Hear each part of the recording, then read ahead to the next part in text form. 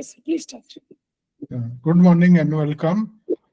Thank you so much for turning up to this discussion. Dr. Mahendra Kumar Mishra will not be able to attend this session today because he has some other engagement. He has asked me to convey this to you, and he has delegated me to conduct this session. I formally welcome you all. I would also like to welcome today's speaker, that is Harshitha.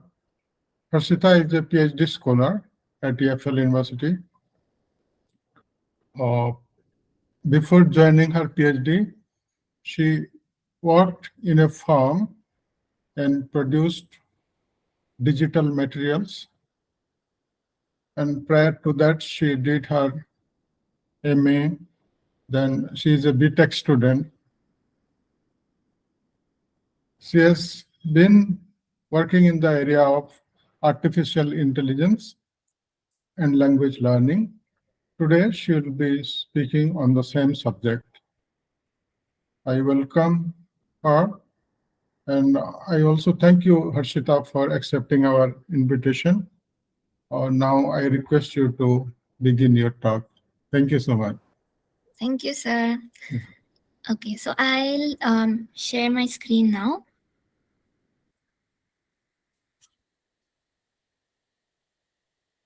Yeah. Okay. Is it visible to everybody? Yes. Okay. So first, we will start by talking about AI and what is AI, what are the different kinds of AI, etc. And then we'll go more into how we can use AI to make our life easier. So we know that language is a part of all of our lives, but can AI help us with the use of language is what we're going to look at today. So we'll see what are the language models first. So AI is a machine that has the ability to learn new things, understand things, and solve problems. And then, based on the learning that it has, it will be able to change its own behavior. So, when we look at normal software, when we think about, say, a game that you play on your phone, or a Microsoft Word or any word processor that you use on your computer, that is a normal software where it follows a sequence of instructions and it cannot do anything beyond those instructions. So, for example, if it has 100 lines of code, it will sequentially execute this code line by line and it follows it in that same process again and again, and it does not change its behavior. But when it comes to AI, what happens is it has the ability to improve itself. So, if you think about, say, how a person sees something and learns about it, for example, if you take a child and you show this child a tree many times and you say, "This is a tree," then the child will learn this pattern and after a while be able to recognize that object as a tree.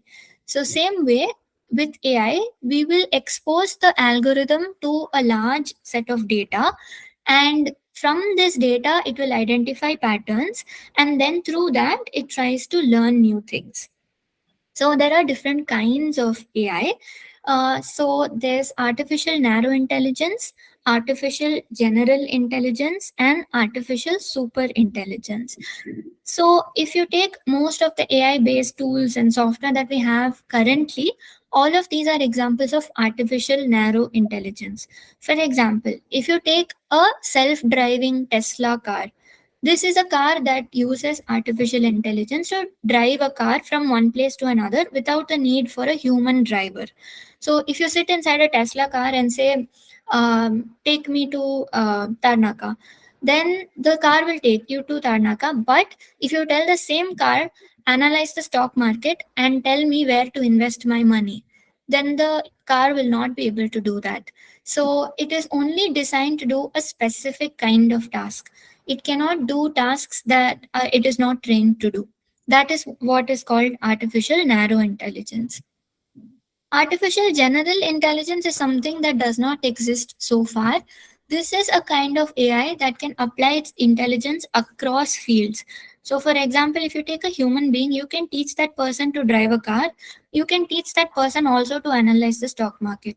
So, if we can do something like that with AI in the future, where it can apply its intelligence to different fields, then that will be called as artificial general intelligence.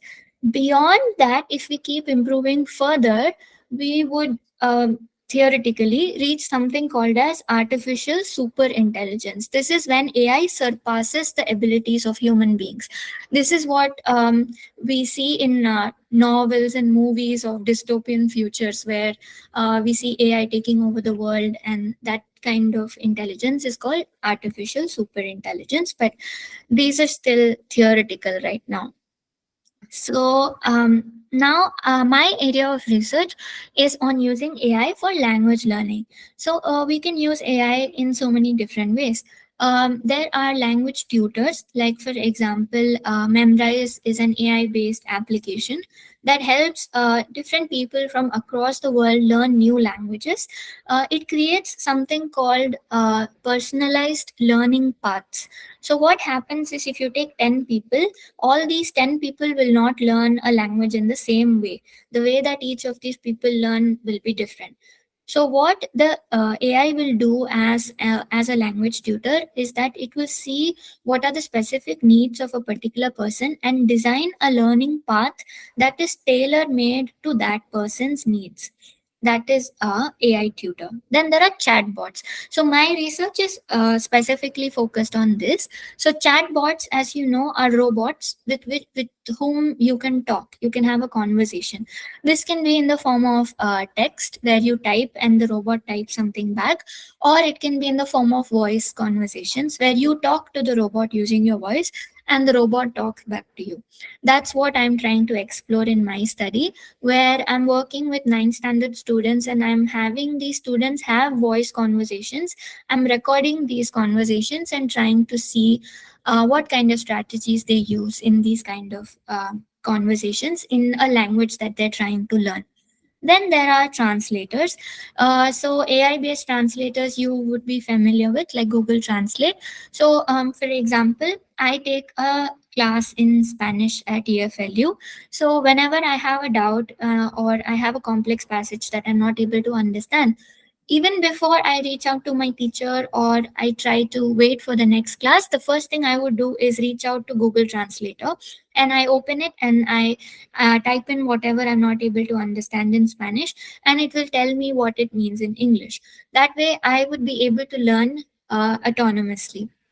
So there are many researchers that have looked into how translators like this can play a role in language learning. Then there are games. So AI based games, for example, AI Dungeon, these are games that can personalize the gameplay experience according to the inputs given by the learner. So if you have played video games, you would know that these have specific storylines. So there are only certain possible outcomes in the game. You go to a certain place, you press a few keys, only certain things will happen. But in AI based games, there are infinite number of possibilities. Based on the inputs that you give to the computer will be able to create an experience within the game that is very unique to you as a player. uh, then there are assessments. So if you have taken any oral assessments in your life, you would have had this experience where if you answered the first two or three questions really well and you were very confident with your answers, your teachers would have slightly increased the level of difficulty in the fourth or fifth question to really challenge you and check how well you know something. So that is what the adaptive assessment, which uses AI, will do. What it will do is it will give you a few questions. If it feels that the learners are being challenged enough, and they're not able to perform so well, it will reduce the complexity. And if it feels that the people are able to really answer these questions easily, then it will be able to generate questions that are more challenging, so that it will be suited exactly to the right level for each and every single learner. Then there are large language models. So the reason we're having this talk and many other talks that are happening now about AI is because of this particular field, which has advanced very rapidly in the last 6 months. This is called the large language model. This is a kind of AI where a very large quantity of language data that is in the form of text. So it can be blog articles, it can be research articles, it can be any websites or social media pages. It takes all of this data, and then the AI is trained using a very large quantity of data. And then the AI tries to generate responses that are very human like. So, an example of this would be ChatGPT, which I'm sure all of you would be familiar with by now. So, what can you do with this kind of large language models? So, one thing you can do is create better chatbots. So, when it comes to conversational AI, before, if you look at chatbots like, say, Alexa, Siri, Google Assistant, etc., you would see that they don't understand beyond, say, one or two sentences, and even their responses are limited. But if you look at ChatGPT, it is able to understand a lot of text. You can copy paste an entire essay or research paper into the paid version of ChatGPT and ask it questions. And you can even generate answers that are up to 2000 or 3000 words in length or even more. And people are nowadays working on chatbots that can write entire novels by itself. So this is a result of large scale language processing. Then there's text summarization. So we can have large quantities of text given to these models, which will then summarize the text for us. One thing that I've found really useful in the past few months is if I'm reading a research paper and I find it very hard to understand, I copy paste either the passage or two, three passages into ChatGPT, and I tell ChatGPT, can you please explain this to me as though you are explaining to a 10-year-old child? Then the AI will read the entire thing and simplify it and tell me as though I am a 10-year-old child, and it saves me a lot of time. So I'll be easily able to understand whatever I'm reading, and then when I go back and read the research article, it becomes much easier. And for teachers, you can ask ChatGPT to generate notes on a large piece of text. You can ask it to also give me some questions and answers from this particular passage, things like that, which will save a lot of time. Then there's machine translation. So machine translation is where you convert a given text from one language to another. But the way that this translation happens is very different from the way that we human beings translate languages. We'll look at that a little more in a few minutes. Then there is speech recognition. So I said in my study, I'm looking at children having conversations with the robot using their voice. So how can an AI understand what we speak? That happens via speech recognition. So when we speak, we produce sound signals. These are in the form of waves.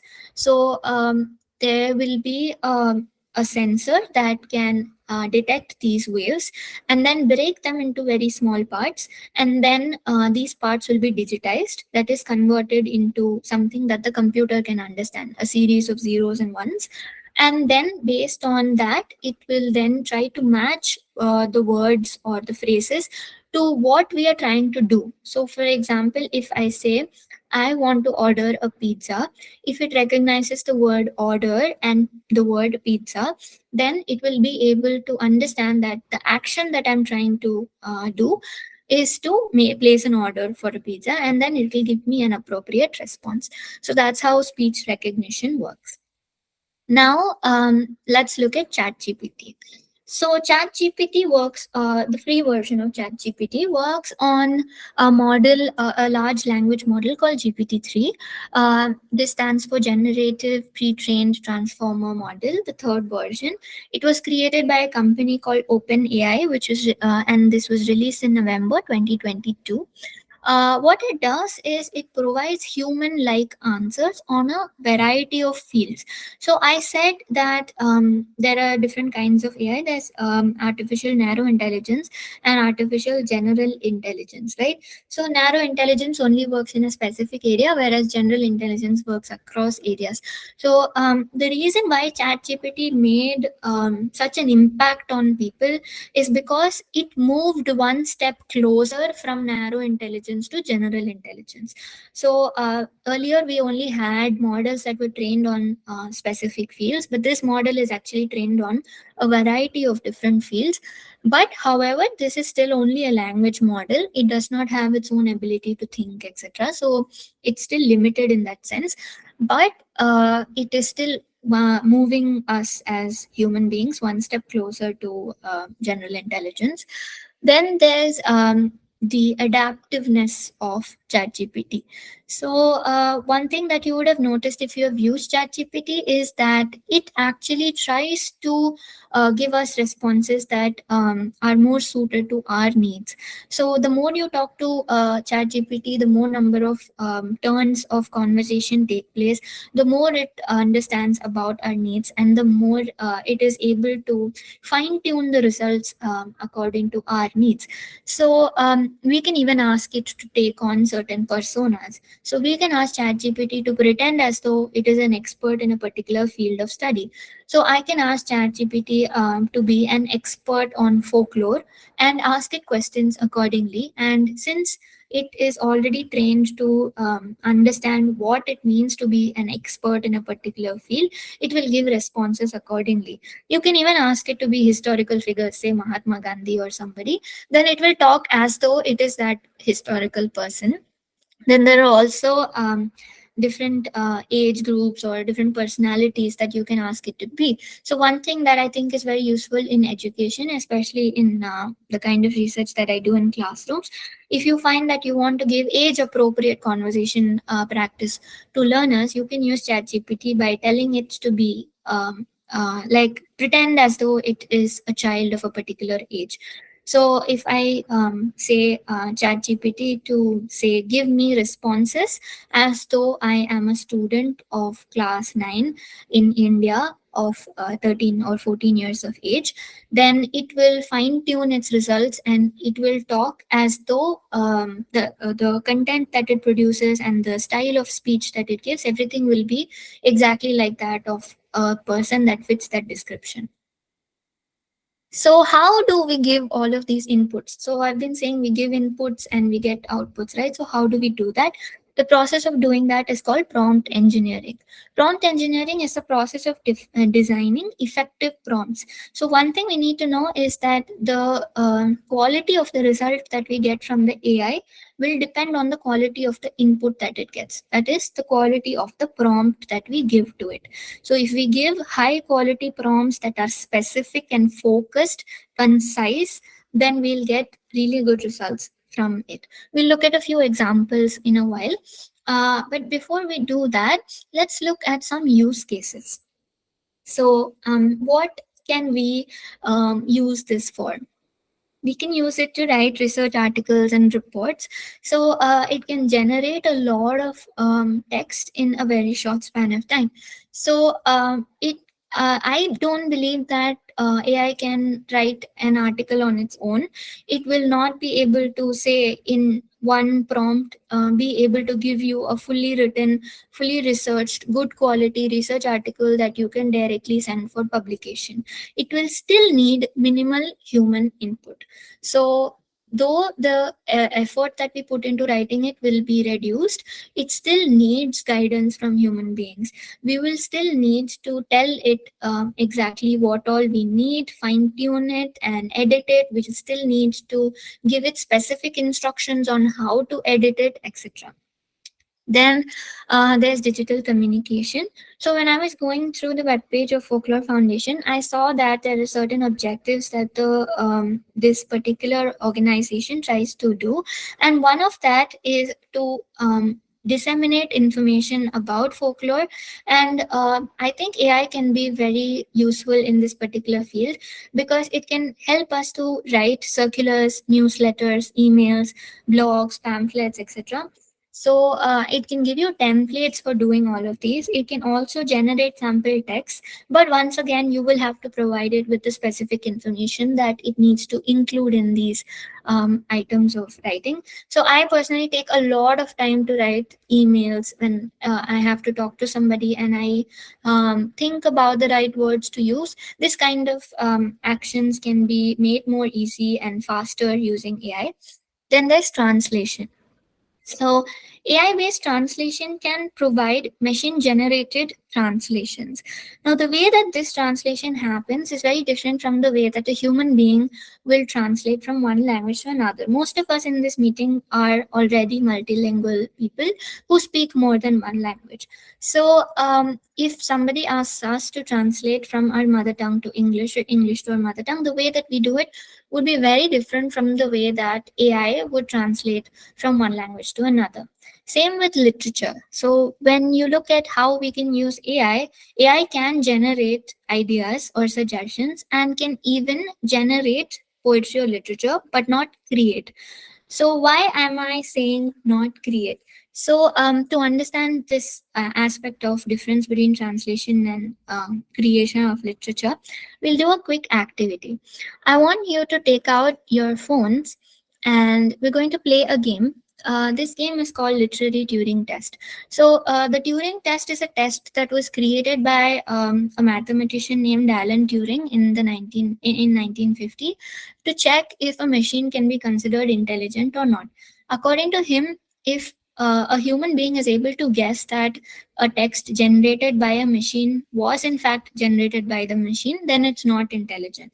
But if the human being guesses that that text was written by a human, but it was in fact written by a machine, then we can say that that machine is really intelligent. So we are going to play a game called the Literary Turing Test, where I'm going to show you five two-line poems. Some of these were written by human beings and some of these were written by machines. You are going to look at these poems and guess whether this was written by a human or this was written by a machine. Okay.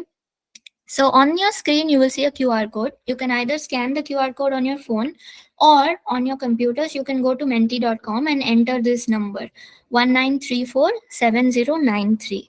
So once you enter that, you will see a window that asks for your response for five poems, whether it is human or whether it is machine. And we're going to start looking at these poems. I'll give you 1 minute to get ready with the phone and everything.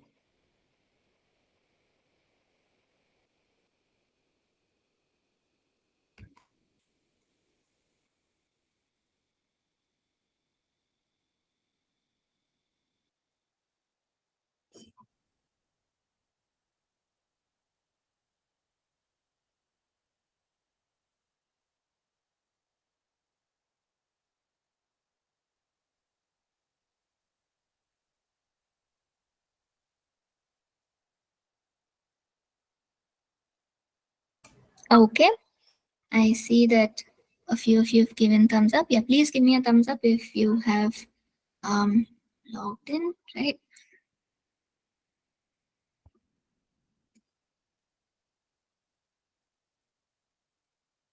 Okay, let's look at our first poem.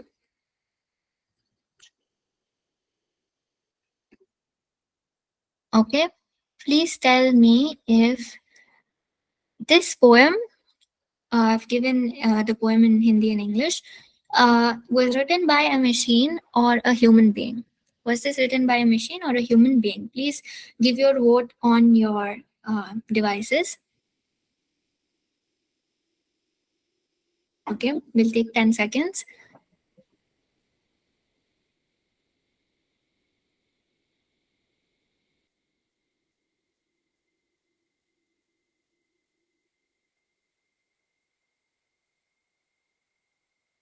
Okay, I hope all of you have made your decision on whether this is written by a machine or not.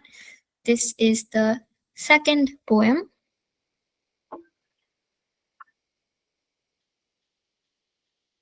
We'll take another 10 seconds for this.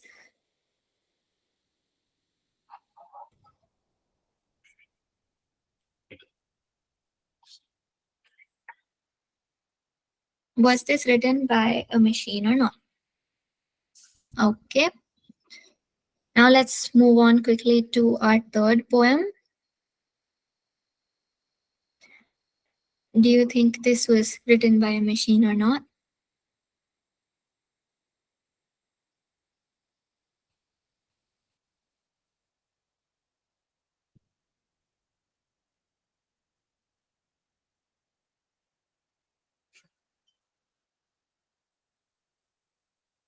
Okay.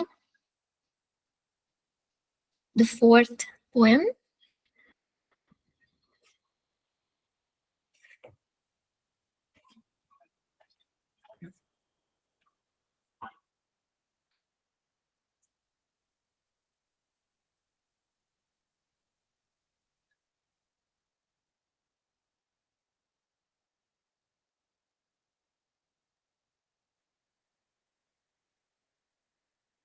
Okay.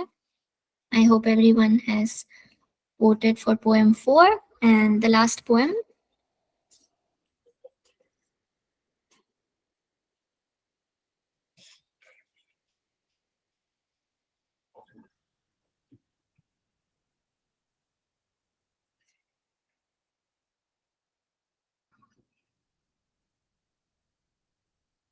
Okay. Now let's take a quick look at our results.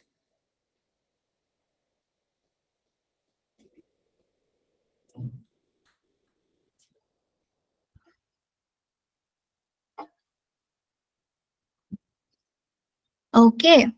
We seem to have got a few results here. So, yeah. So we have most people guessing that poem 2 and poem 4 were actually written by human beings, and not a lot of people have said that these poems were any of these poems were written by computers. But actually, in reality, all 5 of these poems were written by computers. None of them were written by human beings. So you will be able to see that from this particular activity that we did, that is not very easy now to see what was exactly written by a human being and what was written by an AI. So that is why we think that large language models are able to perform well now. But how this works is a different story. So, for example, if I show 1,000 poems on nature to you as a person, and I ask you to write a poem about nature, the way that you write the poem will not just be based on the 1,000 poems that you read, but it'll also be based on your emotions, your life experiences, your relationship with nature and other people around you, etc. But in the case of the machine, that's not how it works. It just reads these 1,000 poems that are given to it, and it tries to generate something that is similar to these 1,000 things. So that is the difference between literature being created versus literature being generated by a AI. So same thing is applicable to art. It's applicable to translation also.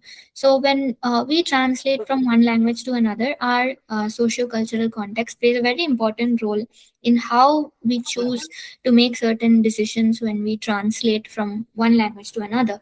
But when it comes to an AI, that's not the case. It's merely giving us something based on a number of patterns that it has been exposed to. Okay, now let's go back to our discussion.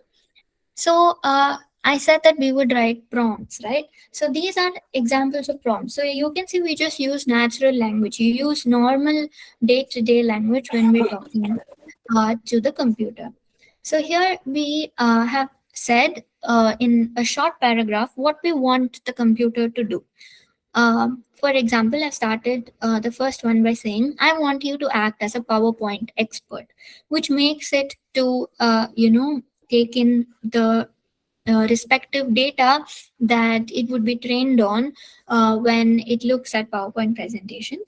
Then The topic of the presentation I have given as oral traditions in Odisha, and then I'm asking it to give me a presentation that is about that is for a duration of 20 minutes.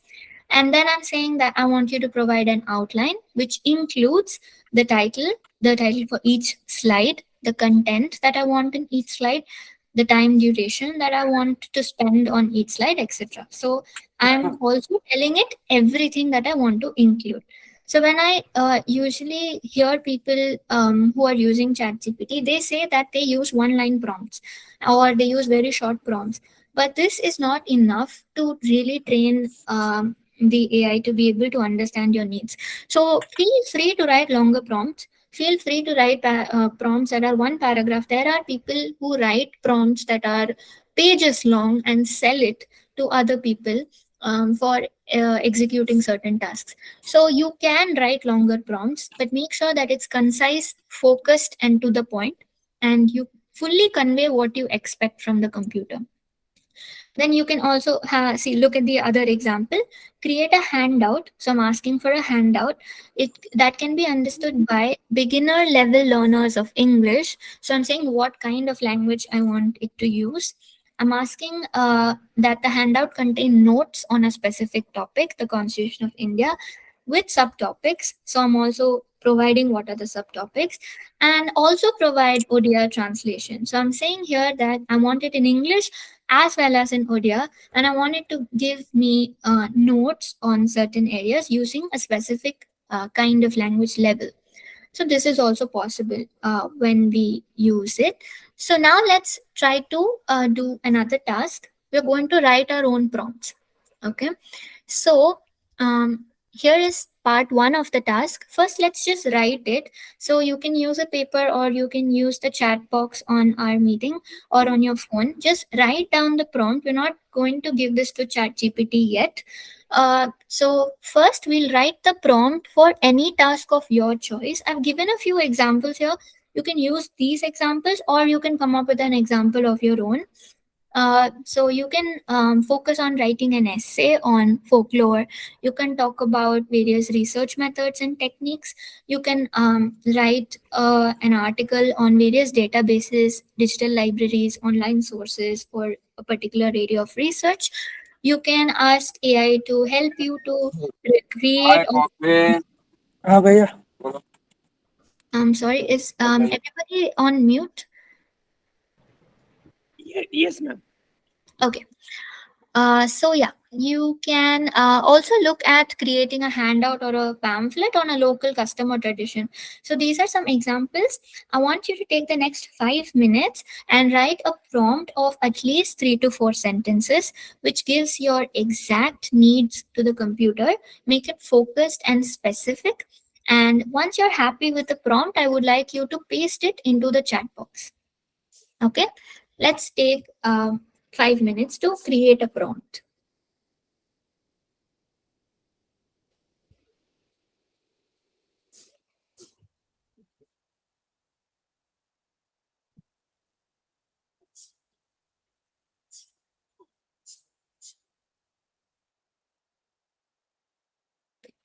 I will also work alongside, so you can see what I'm typing as well.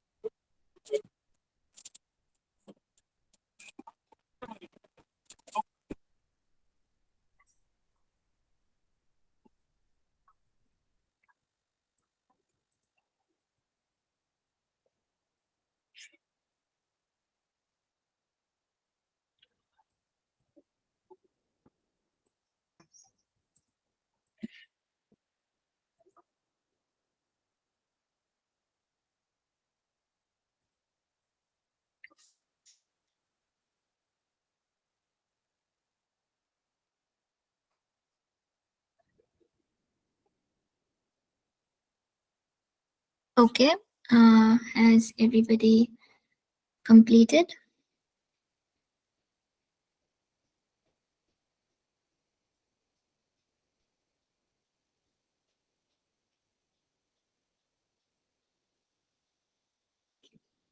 Okay, let's wait for a few more minutes.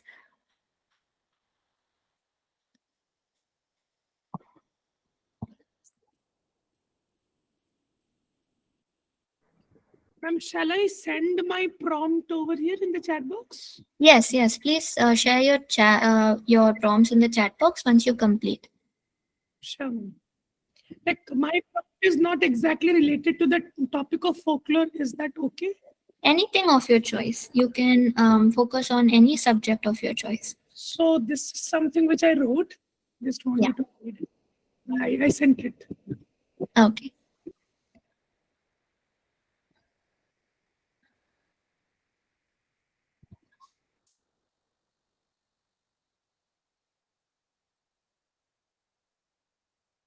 Okay. Okay, that's very detailed. That's good. This is an example of a very good prompt, which includes a variety of details and gives exactly what we want from the computer. Okay. Thank you. Let's just wait for a couple of minutes. At say 10:48, we will move on to part 2 of the task. Sure. Ma'am.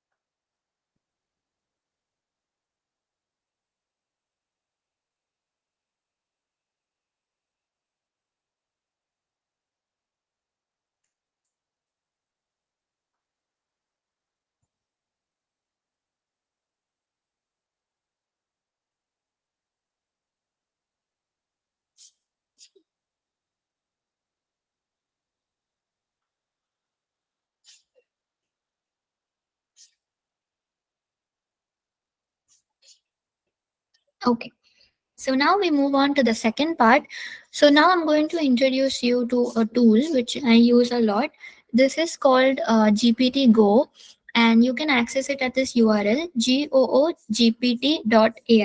So what you do is usually you just go to OpenAI and you go to ChatGPT in order to open your usual ChatGPT on your browser. But another alternative to this, which I use, is googpt.ai. I'm just gonna type it here in the Google search bar, and once you get the results here, you see GPT Go.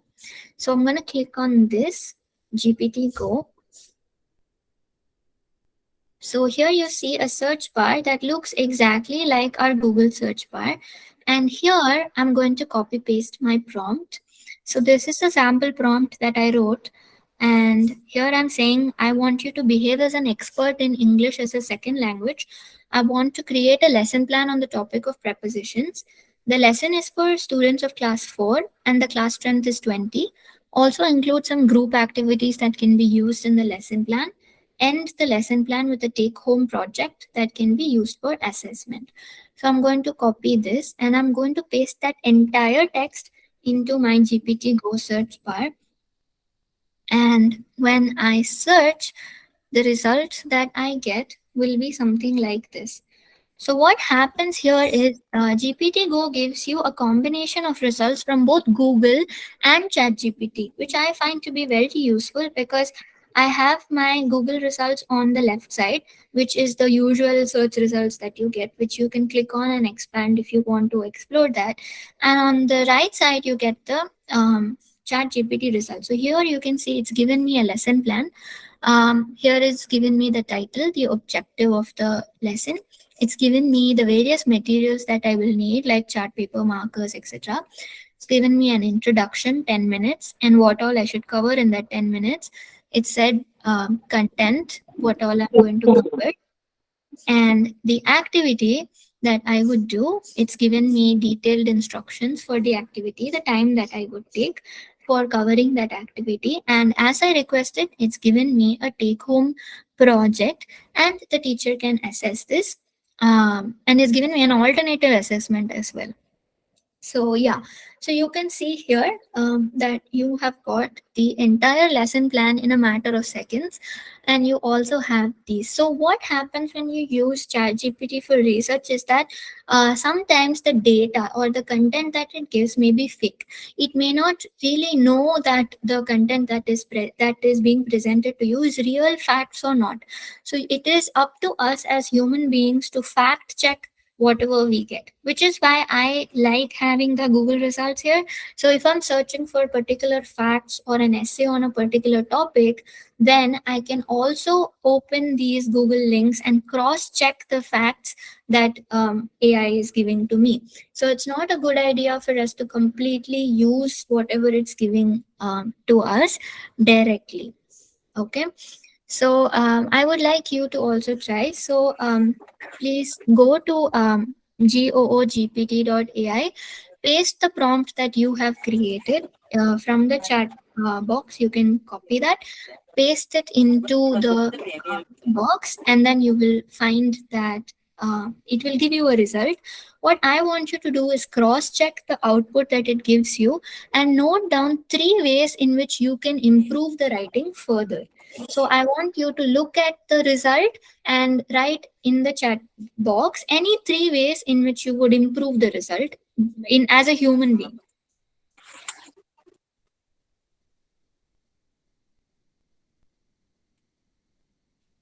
Just we'll take another, say, 3 or 4 minutes to generate the output and to come up with ways in which we can improve it.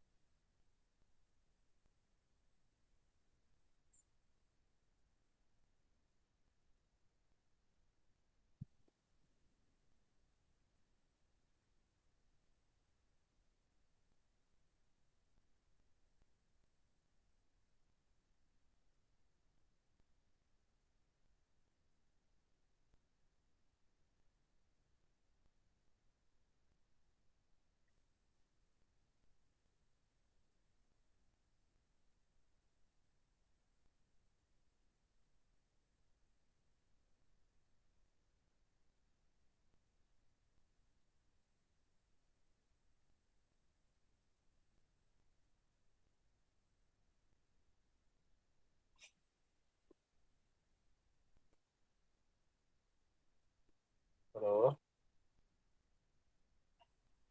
मिल गया मिल गया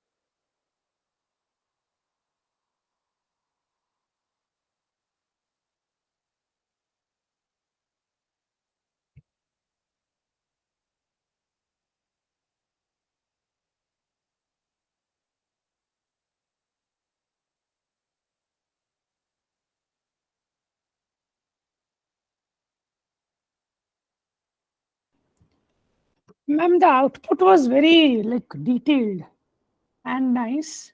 And Okay. I don't think it needs any sort of correction. Okay. But when I tried to give another output, like for example, there's this text, The Distant Window by Ashapurna Devi. That's the name of the novel. Okay. So when I entered about that, because I needed some information, Yeah. on one side, which the Google pane appears, Yeah. over there, it gave 2 to 3 correct links which appears in Google also. Right. But when I wanted the chat GPT's analysis of the text, Right. it has changed the character's names and it has Right. changed the entire story itself. Exactly. This is exactly why I prefer using GPT Go to our usual chat GPT. So our usual chat GPT looks something like this, where you just write your Yeah, exactly. and you Yeah. just get the answer for this. You just get the lesson plan or just get the essay. In 3 to 4 paragraph, it gives everything. Exactly. But Yeah.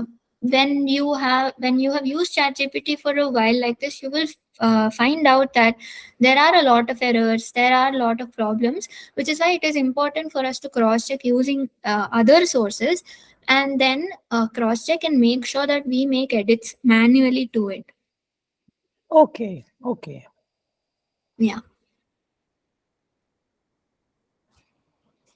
Okay.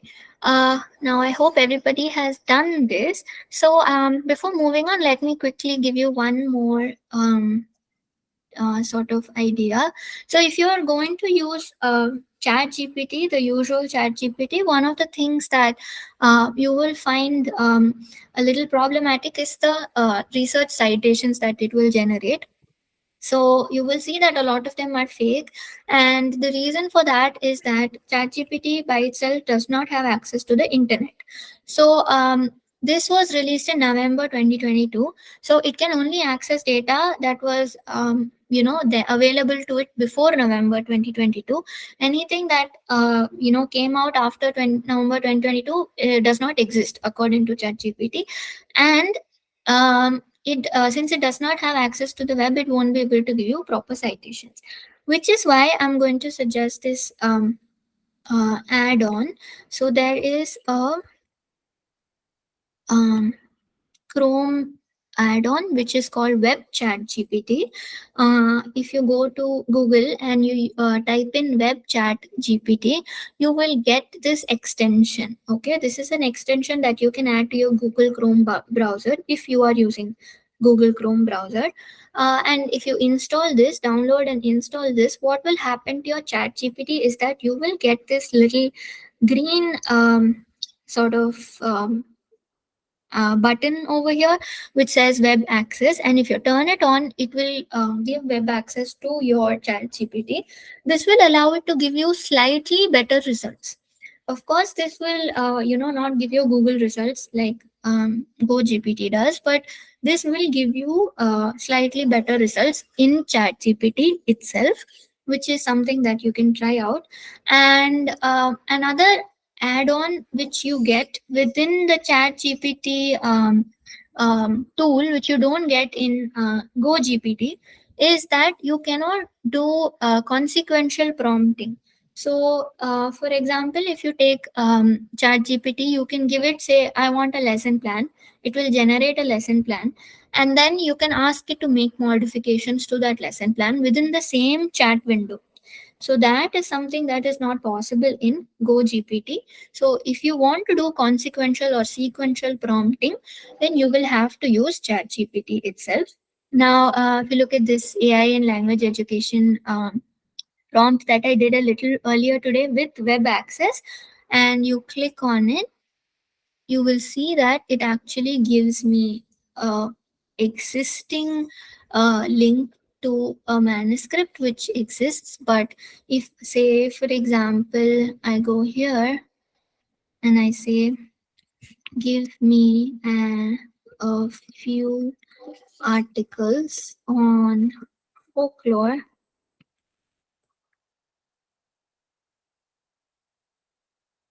see, it tells you that you have to look for it yourself. So the problem here is that I have not asked it to be more specific, etc. Let me look at another example here. Wait.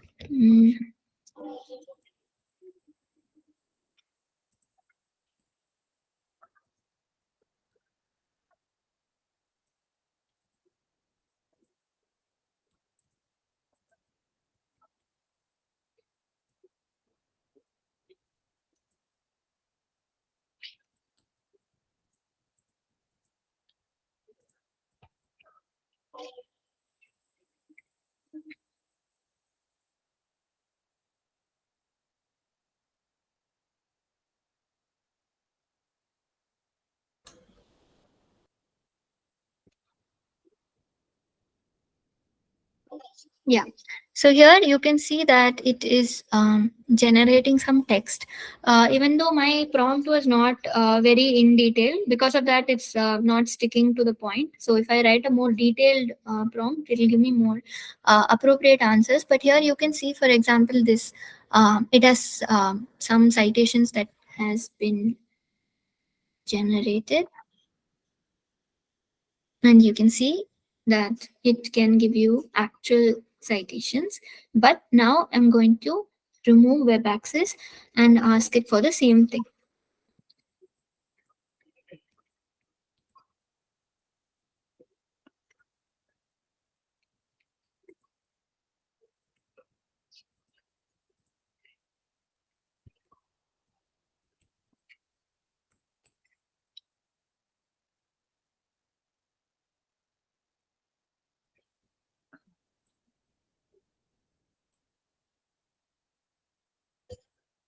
Okay, so here it's generated a citation. I'm gonna try opening this. Okay.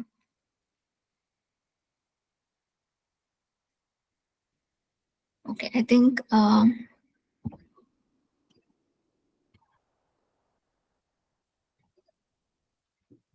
have to let it come all the way to the citations part, I think. So, ma'am, when you regenerate the response, it doesn't repeat the sentences, or No, it does not repeat the sentences. It starts again from scratch, but within the chat, whatever it has learned, it will use that. okay, okay.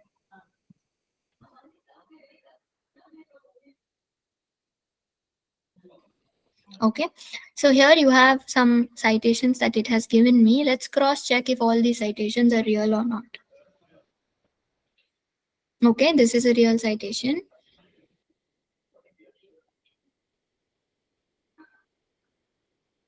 This is also real. So let me check green TA, this one.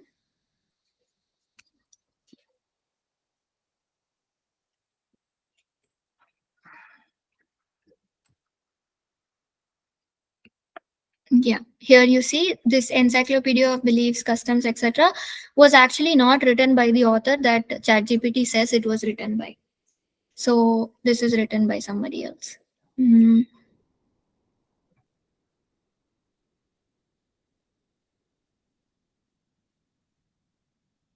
Yeah, it was written by Charlie T. McCormick and Kim Kennedy White. So these are not the people that ChatGPT told me wrote this book. So, like this, without web access, it will create problems. So then you will have to go and cross check this with Google and then come back and make sure you make edits to your final the essay or anything that you're writing. Okay. So let's look at some of the challenges that are associated with AI in language processing. The first is the lack of standards. So we know that language is something that changes very rapidly over time. New words are created every day. So there's no real standard for what is acceptable or what is not acceptable across different languages, across different language varieties, which keeps changing every day. Because of which it is difficult to train AI to recognize all of this. The second problem is language ambiguity. So we know as human beings that language depends on the context. So there are many nuances, colloquialisms, irregularities. It is very hard to model these as an algorithm and then train the computer to understand all of this. But there are researchers that are trying to overcome these challenges. Then there's also limitations of machine learning. So the main limitation is that the training of the AI will depend on how good the data is that is used for this training. So I said earlier that large language models take thousands and thousands of blogs or research articles, essays, etc., and then they train the AI based on that. So depending on how good that data set is or how good those articles are, the machine will only be able to perform that well, and this can also lead to problems like bias. So we know that AI bias is something that a lot of people have been talking about in the recent past. A lot of researchers have been talking about it as well. So if you train an AI with a certain kind of data and there is an inherent bias within that data, then the machine will also learn that bias. There was a study that was conducted in the UK about a bank that uses AI, and the study found that because of the fact that the AI was trained on past data on which people's loans were accepted by the bank and which people's loans were rejected by the bank, the AI learned that people of a particular ethnicity were not given loans. And as a result, this AI started rejecting the loan applications of people of that particular ethnicity. This means that the AI has developed a bias. So, like that, bias can occur in AI based on the data set that it is trained on. So, the future is quite bright. There's a lot happening in the field of AI right now. So, we are looking for creating better language models, more powerful language models that are more aware of the context. So, we are trying to create language models that will be able to a certain extent understand our needs better based on our surroundings and our needs and everything like that. We also have a need for interdisciplinary collaboration. So we need people from linguistics, computer science, and other fields to work together to create these models. So if we only have people from the field of technology or a particular branch of linguistics working in that area, then we may not be able to create AI that represents intelligence or represents the data from various walks of life. So, for example, if you think about folklore and different kinds of languages that are not digitized, they're only available in the oral form.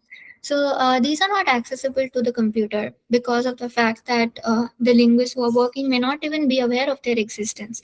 So if you have people who are interested in a very specific genre of writing, and they are involved in efforts to digitize it, to disseminate it, and they work together with people who are working on AI, then they will be able to make it more accessible to the world.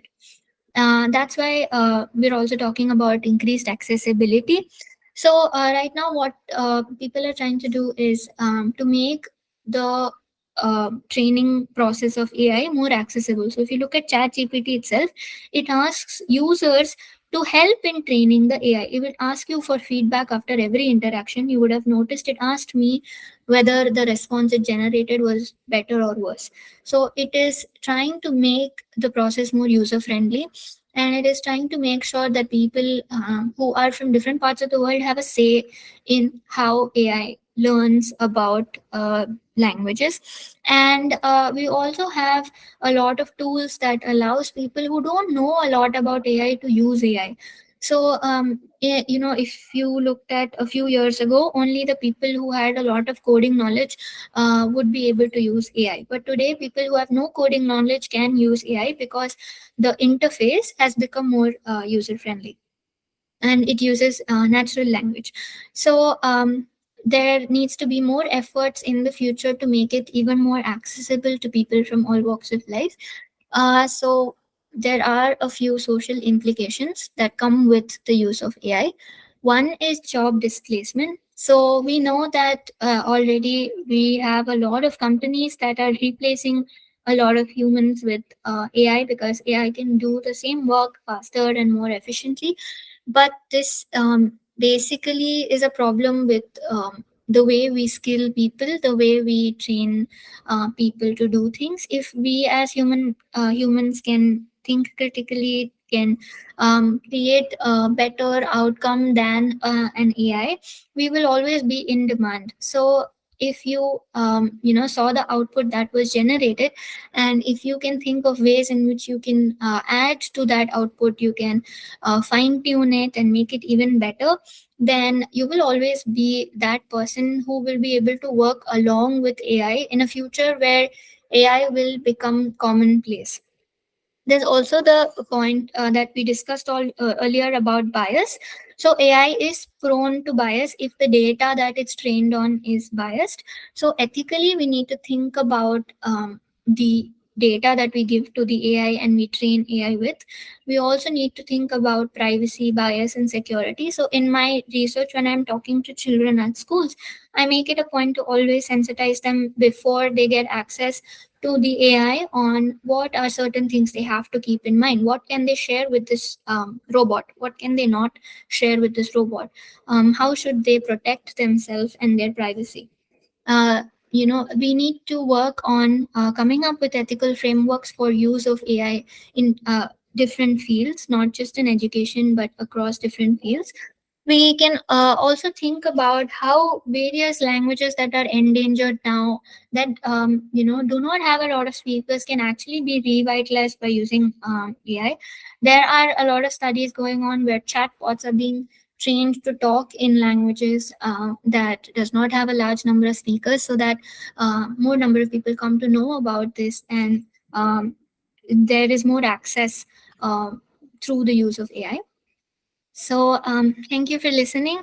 I hope that this presentation was useful for all of you. And there's still so much to learn. I'm still learning a lot every single day because the field is evolving so fast.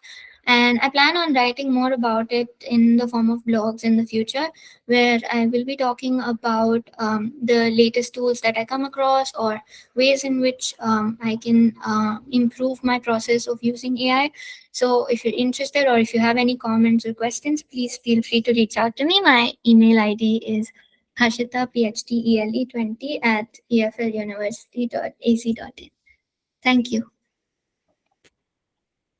Thank you so much, Harshita. Very structured presentation and quite new to most of us and very useful also. I'm sure there are many questions by the participants. Please go ahead, and Harshita would be happy to respond to your questions.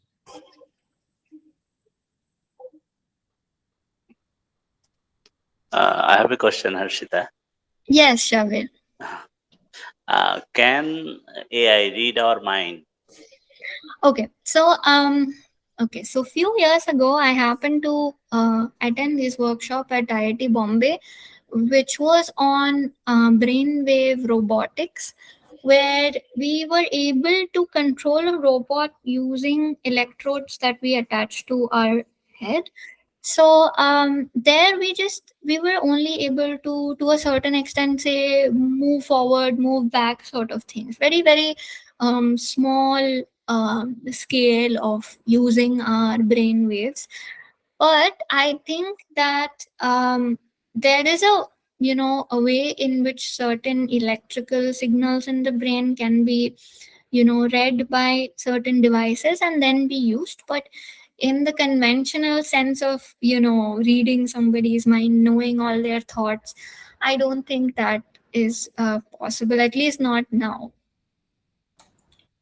Thank you. Thank you very much. Yeah. Harshitha, can you give another example of bias? Yeah. So another example of bias is one that we encounter whenever we try to talk to Alexa or Siri. So if you have non-native speakers, so these chatbots are trained using native speaker accents to a large extent, at least until a few years ago. So when you have people who have accents trying to talk to Alexa or Siri, they tell you that I can't understand what you're saying, and they will try to say something completely different. For example, I have an Alexa device in my house, and every time I ask it to play songs that are in a particular language, it will play something else completely different. The reason why this happens is because it is already biased towards understanding certain languages, and it prefers, matching the things that I am saying to that, rather than trying to, search the database with something that is more closer to what I am saying. So this is a constantly evolving process. I think Alexa or Siri now is way better than it was 5 years ago. Right now, there is efforts being made to train these chatbots using speakers from different countries who speak with different accents. But still, we have a long way to go. Yes, we have a question from Lalita ma'am. Yeah, hi. Actually, this is Sahana, her daughter. I was also listening in. Oh, hi. Hi. Thanks, Harshitha. A really interesting presentation. And of course, ChatGPT is quite the sort of craze now. Yeah. If you could elaborate a little bit more about that point you made on how ChatGPT is being used for some of the, I mean, you can call them dying languages or who don't have so much of a user base. Okay. Can you think of or just elaborate a little bit more on how you envision this could help, sort of increase the scope or at least preserve a language maybe? So yeah, would be interesting to hear that. Thanks. Okay. So I'm not an expert on endangered languages, but I can think of one example with my own research. So I'm trying to create something that is bilingual, where whenever a learner is not able to understand something in English, the chatbot provides help in Hindi whenever that person is unable to do that. And the way it does this is that I can use my own voice for it to speak in Hindi whenever the person is not able to understand. With large language models, we have new software that has come up which you can train with your own voice.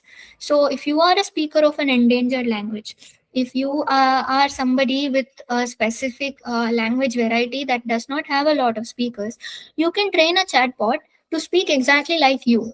And you can publish this on the internet, where people around the world can speak to that chatbot that will represent exactly your language, or the way that you use language. Great. Thanks so much, Harshitha. Yeah.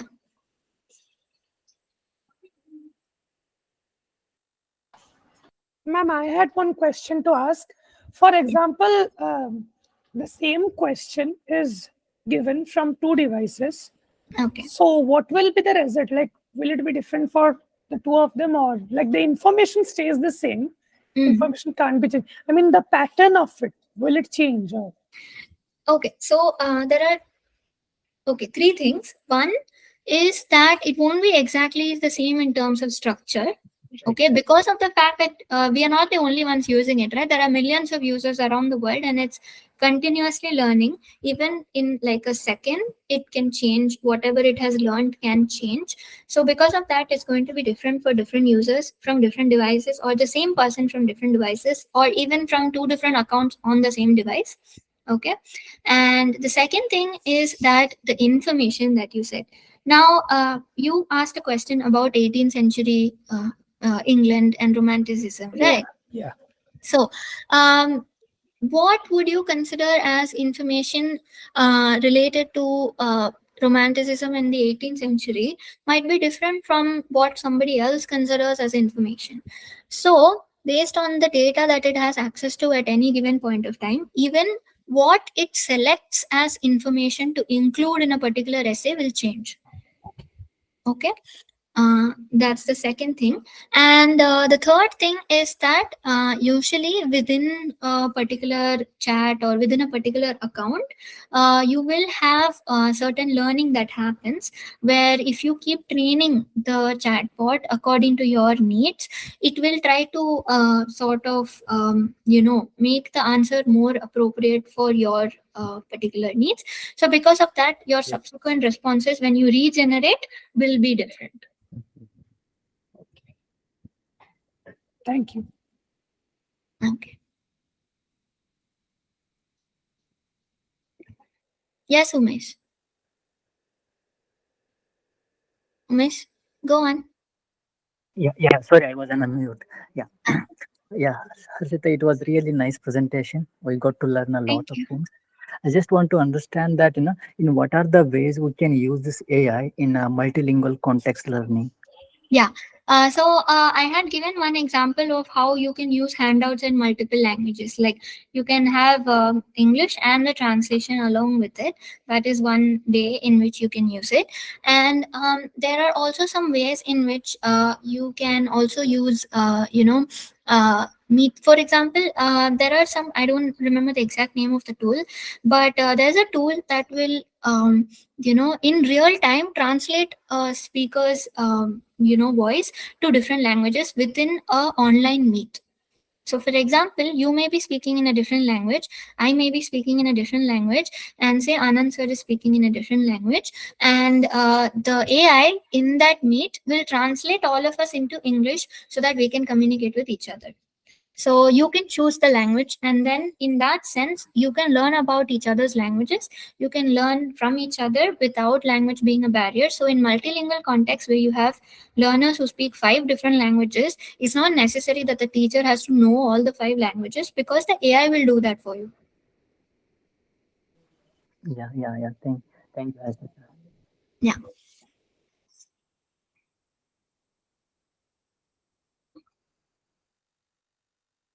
And I think in EFLU, one of our seniors, Raju Anna, if I'm not wrong, is working in the area of using technology in multilingual context and translanguaging. So I think, he has some work that is specifically in this area.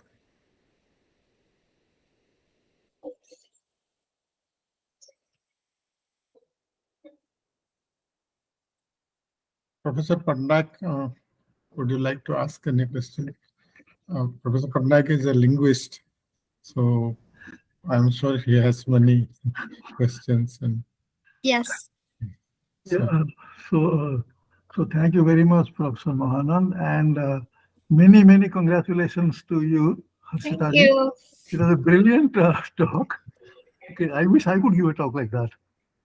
Thank you very much. It's absolutely well organized, clear, very good. Now to some stories. Okay. Okay. Now, see, quite some time back, I was working on NLP. I was into those groups. Okay. So, you said, no, see, computer scientists and linguists have to work together, things like that. So that was the kind of, okay. And the other thing is, when I don't do this anymore, I've not been doing for quite some time, but I find myself in committees that grant funds, allot funds for this kind of work. So that gives me an exposure to what is happening now. Okay, now. So, there are lots of things to discuss with you, but then it cannot be done here. I wish I go to EFLU someday and we can sit together and Professor Mohammed, we can all sit together and talk. Okay. Now, till then, see, whenever such lectures came to an end, my friends, professors of computer scientists, computer science and all that, they used to say, what a brilliant future AI has. That is how it ended. Okay, so we can do this, we can do that, we can do that.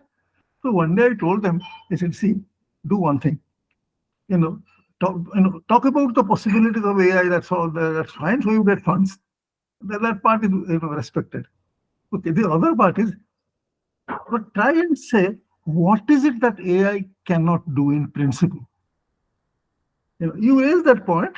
What AI cannot do, but let's make it a little more sort of concrete. What is it? What is that we cannot do? What is it that cannot in principle be mimicked, no matter how many, how much knowledge you acquire, how much sophisticated statistical tools you give, what may be your quantum of data size, nothing will matter. So what is that? So essentially the scientists say there are two things which cannot be modeled, that is free will and disposition, choices. Okay.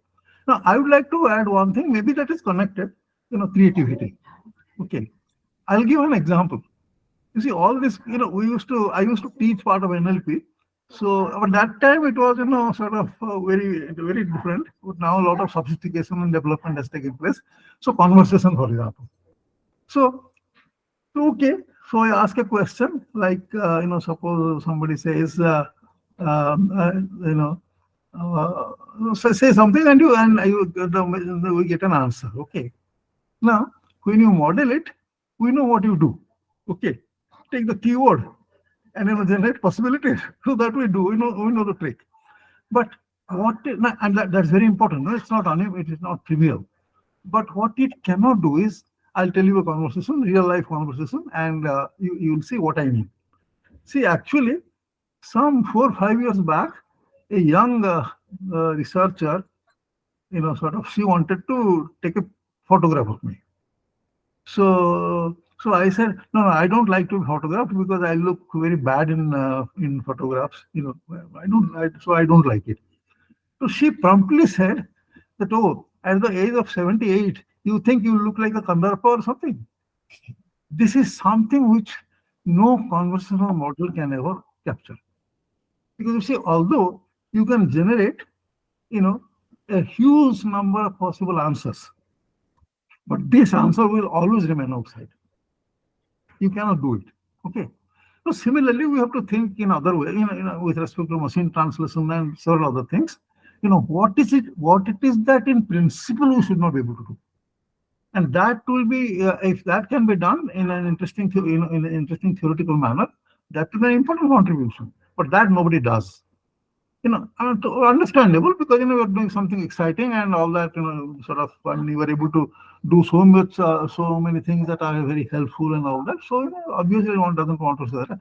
But as as a kind of quote unquote a philosopher of AI, okay, one can raise questions like what is it that is doable, what is not doable. Okay, and this has very important consequences with respect to whether AI, whether machine can actually mimic the human mind. Okay, right? It cannot, of course, and if it cannot, then what is, all these are related. Okay.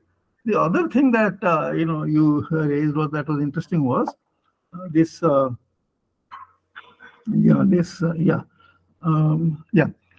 wish there is a way. I mean, you're developing so many, you give a lesson plan and you get a lesson plan, you say, all those things we do. I wish today we develop a technique whereby AI can tell me which news is fake, which news is not. This is something it can never do. Okay, it can never do. And then I can go one step ahead because I just wrote something, completed something only yesterday. Fake views, not just fake news. Fake views. The news is fine, but for some reason you create views which you don't yourself believe in. So these are things which fake news, for example, is a real problem, but we cannot do much about it as yet. So that's one. And there is a third thing. This is about endangered languages. Now, see, endangered language is very, the reason I'm talking about endangered language is this, that you see, we believe it has become a kind of major social issue, as you rightly pointed out, social issue. Okay.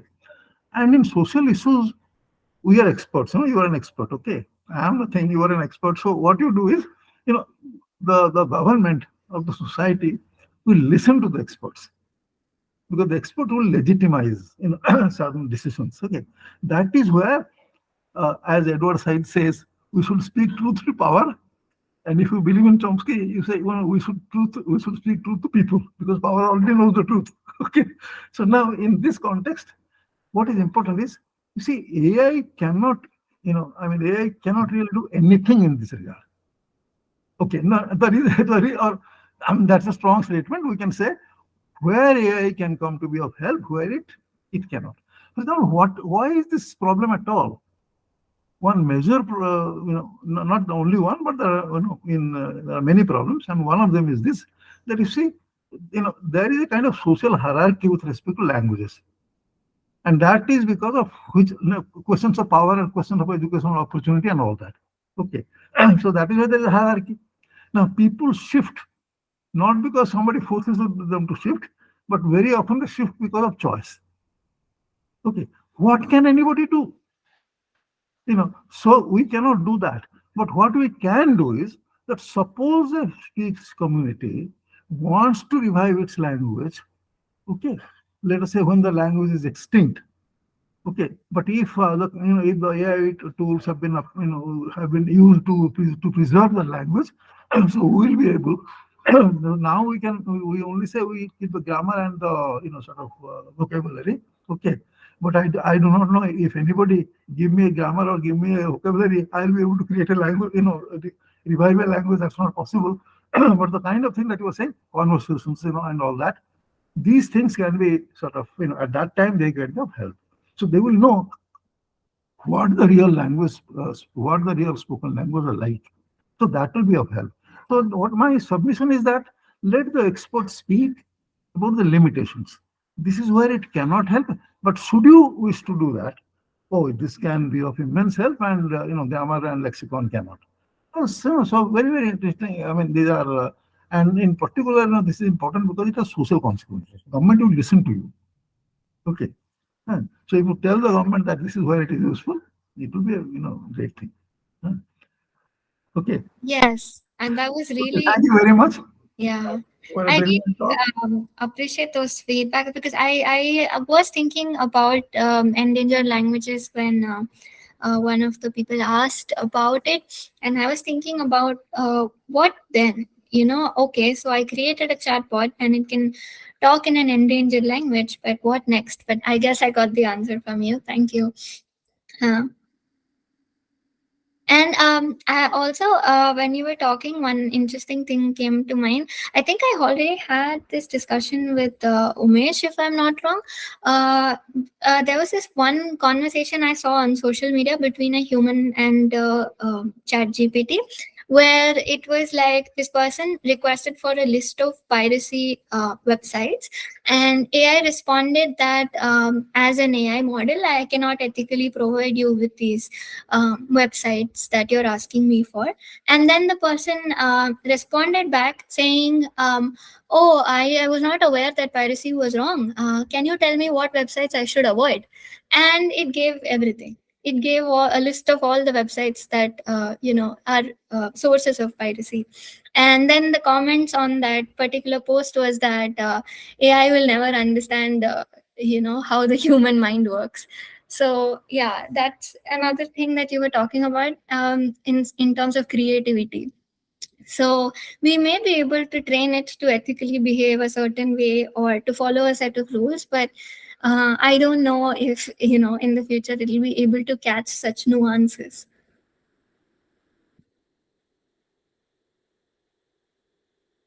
If I'm not wrong, this machine learning, the excitement about machine learning is largely because of the, what is that to do? The huge data. Okay. Huge data and statistical techniques. Okay, right? So, so probability based, that kind of thing. Okay. Now, my feeling is that, unless you take knowledge, not probability, not statistical this thing, then, see, at some point, there will be a problem. Because see this, for example, you said that, given a problem, what it can do is it can create, enormous number of possible solutions. Okay. The human mind does not do that. human mind, doesn't do infinite or largely unpredictable number. It's a very predictable number. So so these are actually kinds of things which are interesting theoretical problems. Huh. But with what you said, I mean, the kinds of things we are able to do, I can see that they can be of immense help to us as teachers. So you made that point extremely well. Thank you. Thank you, sir. Oh, I was a student of EFLU. That was Okay, long ago. nice. This is the first PhD from EFLU. Oh, wow. Social, yes.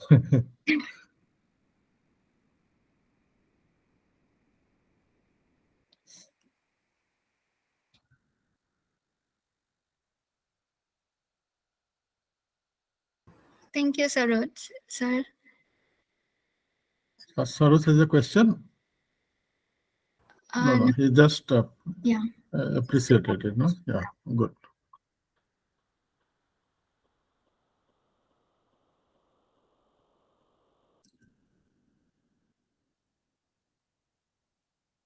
So, Branshu, if there are no questions, we shall wind up. A vote of thanks. Yes, sir. I think we can wind up. I request Lingraj sir to please propose the formal vote of thanks. Thank you, Subramshu. It's really great opportunity listening to Harshitha ma'am. Honestly speaking, this is quite one of its kind in Folklore Foundation sessions and webinar series. One of the important things that I would like to appreciate is that to talk on artificial intelligence and its vision in the days to come, its future course of action in the days to come would be really achieving and quite appreciating in a true sense. See, we have a mind and which is quite definite, but the world of technology is so indefinite and infinite that that can explore. See, for an example, chatbot, or let's take an example of Chat GPT. I didn't think of such new innovations in the world of technology. So we are very much thankful. Folklore Foundation is very much thankful to you, ma'am, for bringing this kind of session to the people like all of us. Thank you so much for that. Our sincere thanks to Professor B.N. Patnaik for his kind suggestions, advice, and participation in almost all the talks of Folklore Foundation.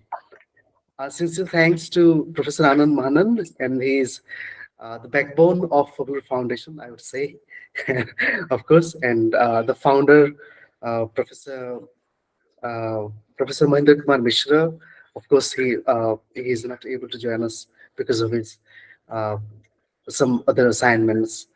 So thank you so much. Thank you so much, Subramshu, for moderating the session, and of course, special thanks to Shabir sir. We have Lalita ma'am, Umesh ji, and all the participants. Thank you so much. Special thanks to Harshitha ma'am because for this lovely presentation on artificial intelligence and how it can be related to language studies. Thank you so much, ma'am, for this wonderful opportunity.